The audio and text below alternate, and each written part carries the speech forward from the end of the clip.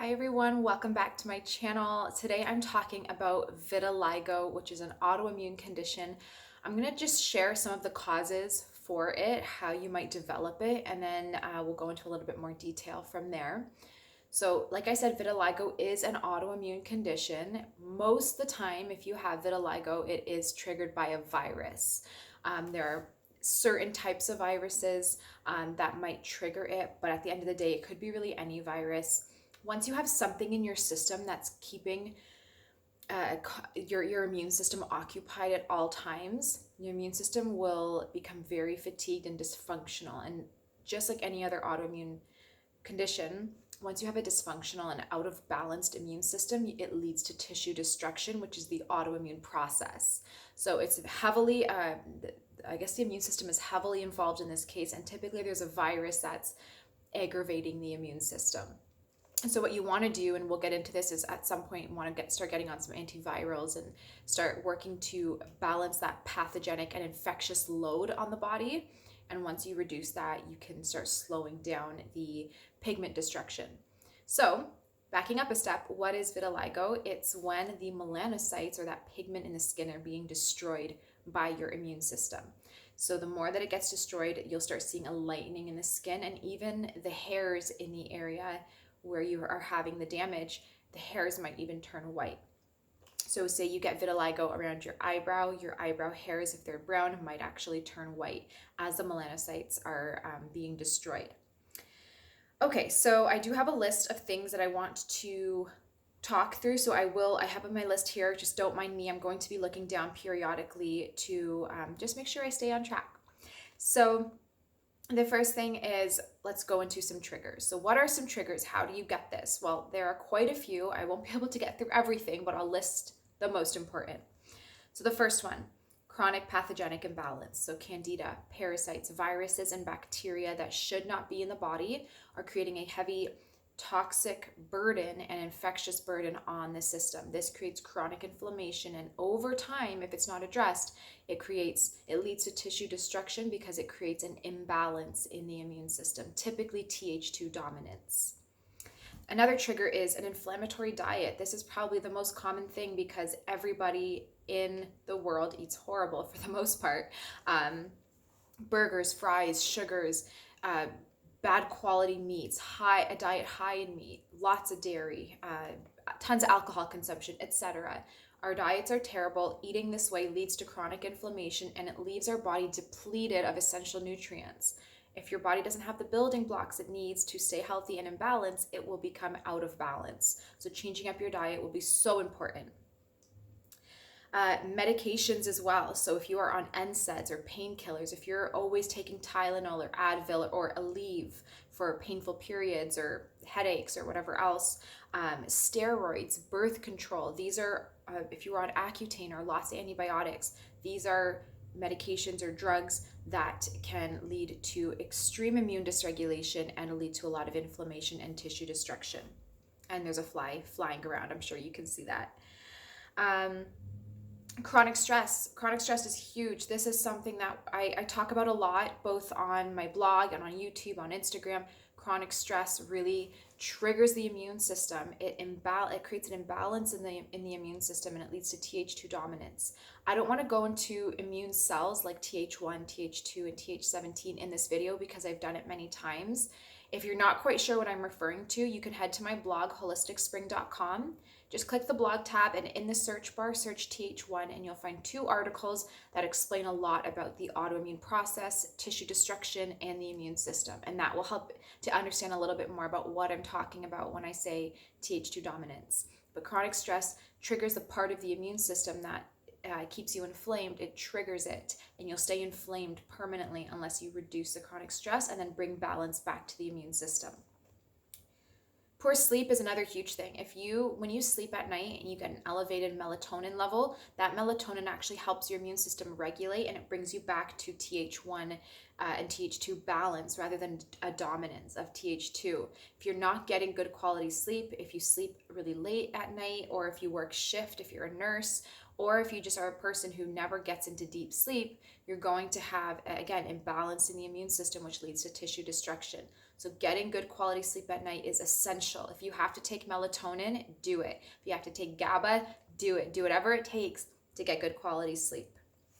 Another trigger would be exposure to toxic chemicals. So beauty products, makeup, deodorant, shampoo, conditioner, detergents, dish soaps, candles like fragrance candles, Febreze, car scenters, etc. These are all extremely toxic, damage your endocrine system, damage the immune system, and damage the gut and all your sinuses, every part of your body really, and it leads to a lot of toxicity in the system.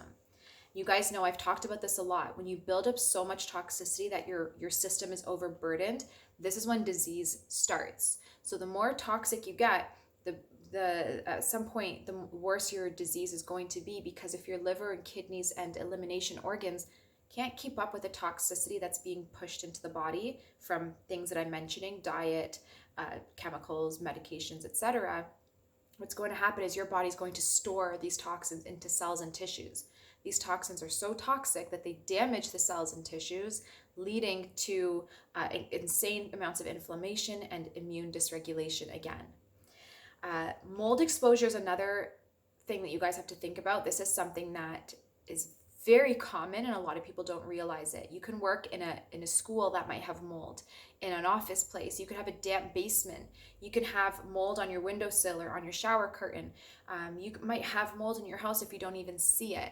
So making sure that you have good circulation, having dehumidifiers in your home, having air purifiers, not making sure that there's never any moisture anywhere. This is really important to reduce the mold exposure. Mold will be breathed in through the sinuses, ingested through food, or absorbed through the skin into the bloodstream. Once mold is in the system, it totally destroys and disrupts the immune system, leading to, again, chronic inflammation, tissue destruction, and that autoimmune process.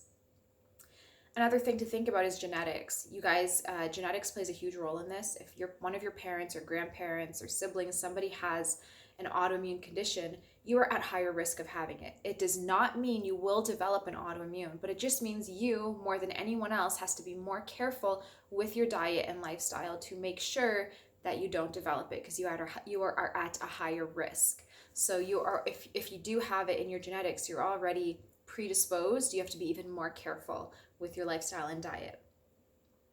Alcohol consumption is a huge thing. I see, especially through like teenage and early university or college years, people drink so much alcohol, and adults do as well. I know a lot of people who can't, wind down in a day without at least 2-3 glasses of wine, or men who always need some whiskey or scotch or something like that. If you're drinking a lot of alcohol, there are sulfites, there's sugars, and a lot of other toxic ingredients in alcohol, and it really damages the liver. It feeds the bad bacteria, which leads to more overgrowth and a host of other issues. So you want to reduce your alcohol consumption as well. Another thing to think about is EMF exposure. So EMF exposure is going to be something nobody will see, but it has detrimental effects, both for sleep, for the skin, for the immune system, for autoimmune, for inflammation, etc. If you are sleeping with a cell phone charging in your room, or better yet, by your bedside, or if you have a TV in your room, if you have laptops that are plugged in around you, if you have your cell phone in your pocket all the time, or if you leave your internet running all throughout the day, even when you're not home, even when you're sleeping, these are ways that you can get EMF exposure. Or if you live right near cell phone towers or right under hydro lines, these are things to consider, because EMF exposure will damage your cells. I have a whole post on it on my, a whole ebook on it on my membership platform, holisticspring.org, that's linked below. Explains exactly the dangers of electromagnetic fields and how it affects your body. So that's something to think about as well. I talked about liver and kidney function. If your liver and kidneys are overburdened with the toxicity that we have in our world today, which is pretty intense, they are not going to function properly, and that means the rest of your body is going to be backed up and loaded with toxins. So what we want to do is essentially get rid of all the toxicity in our system that's making our body so inflamed, and quiet it down so that our immune systems can slowly start to regulate again. And so there's a couple supplements and things that you want to do. What I did was on my membership platform, holisticspring.org. If you click the blog tab, you'll see a post on vitiligo, and in there I've listed every supplement with links that you might want to start taking, at least for the initial stages, before you can start working with a practitioner. So you can find all that there, but I'm going to list the types of the steps that you want to do. So number one, you need good liver and kidney support, and I recommend doing homeopathics for that. I have a homeopathic liver and kidney protocol on the membership platform. Everything will be linked on that blog post. So if you really want to get started on this and you want a good liver and kidney drainage protocol to start with, and you want a vitiligo protocol to start with, just head to the membership platform, click the blog tab, click the vitiligo article, and you'll have everything you need. Once you start working on liver and kidneys, you also want to work on dysbiosis, so candida, parasites, pathogens, and viruses. Viruses are something you won't be able to start to target until you've really cleaned up house quite a bit. So there's not really any antivirals that you can really start to take, because the way viruses work is they thrive off of an acidic and damp and inflamed environment. Once you start to detoxify and change your diet and get things out of the body, the internal environment and pH of your body will change. It'll be less inflamed, less damp, and your viruses will have less places to hide. So then they'll start to come out and be a little bit more visible to the immune system, and your immune system can then go and target the virus. So we never really start antivirals or anything until well into several protocols, at least with my clients, because there's not really a point to it until your body, or at least the remedies, can actually hit the virus. But you want to think about working on getting on some antivirals at some point, and also doing a candida and parasite cleanse.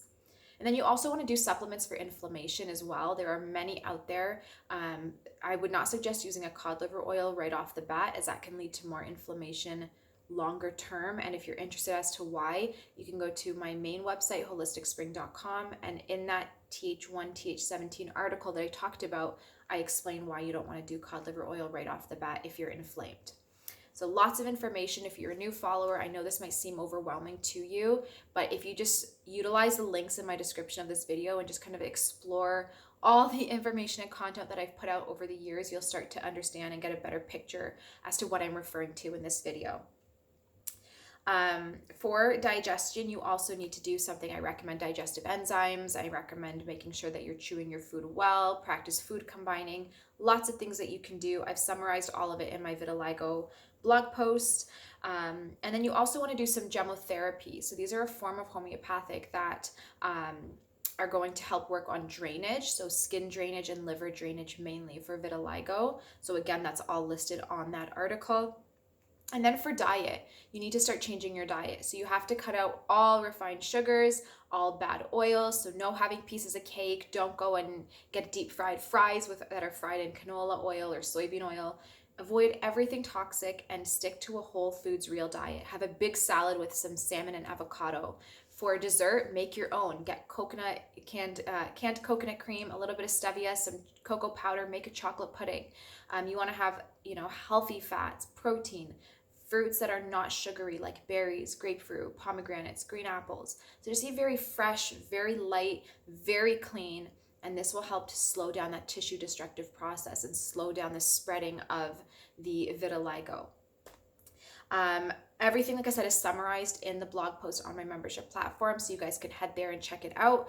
But it's really, when it comes to autoimmune, it's not a very simple, straightforward thing. You have to start with your lifestyle. Obviously, clean up house, clean internally, but clean literally your house. Get rid of any toxins, any toxic products, do all the work.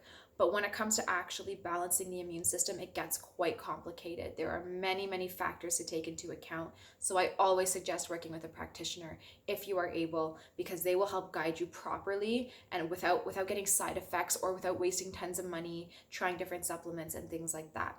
So yeah, I hope that this video helps. I know quite a few people with vitiligo. This is something that is affecting more and more people, because honestly, our world is so toxic, so full of pollution, so full of glyphosate and Roundup and pesticides and electromagnetic fields and everything else that you can think of, and so much stress and terrible sleep, etc. So we are getting sicker and sicker as a nation, and it's really sad to see, but pretty much 1 in 2 people are going to have cancer, and pretty much the same for autoimmune, if not more. Almost everyone I know has some kind of autoimmune condition or autoimmune process, and it's horrible to think about, but you know what? We've kind of done this to ourselves, and I think the only way forward is to start making change, both with you, but with your family, your friends. Start, having people understand the damage that a bad diet and a high stress lifestyle will cause and try to shift that. Make sure you're working out and moving your body as well. You don't have to do anything vigorous, but move your body, sweat, get toxins out any way you can, and your body will thank you. So that's all I have for today, guys. Thank you so much for watching, and I'll talk to you in my next one. Bye.